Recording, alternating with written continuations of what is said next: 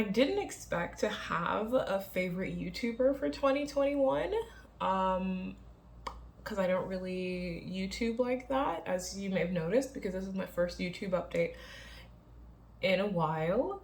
Um, but I do have a favorite YouTuber, and it is my friend Princess Weeks, who's on YouTube as Melina Pendulum.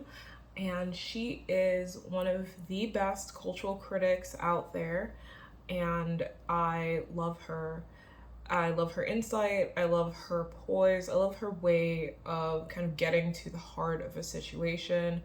She is very caring, but she also is not afraid to put up her boundaries and reinforce them.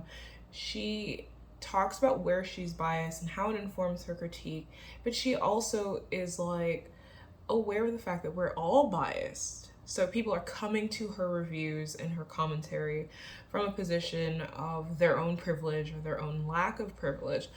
And her stuff's really good. I loved her video on purity culture, where she talks about the pro shipper anti fandom debate, because I thought it was really interesting. And I actually do think that that the way fandom understands that really bad binary is worth talking about, but also like how people are held to different standards. Like we talk about how like cis het people are held to a different standard of media creation. And it's usually like white queer people complaining that you don't like their like Bakudeku Omegaverse or something. But it's actually really important to think about, because like as a queer person of color, as a queer black person, the content I create and consume, even when it is not necessarily erotic or controversial sexually, still gets subject to a higher level of scrutiny and anger than the same content from a white person, whether or not they're queer.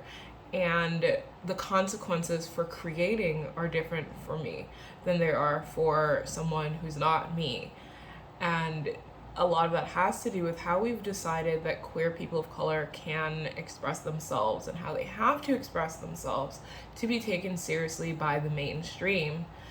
And Princess in her video for that does a really good job of kind of pulling apart the different arguments. Like everybody will say that like such and such harms me, but like, does it harm you?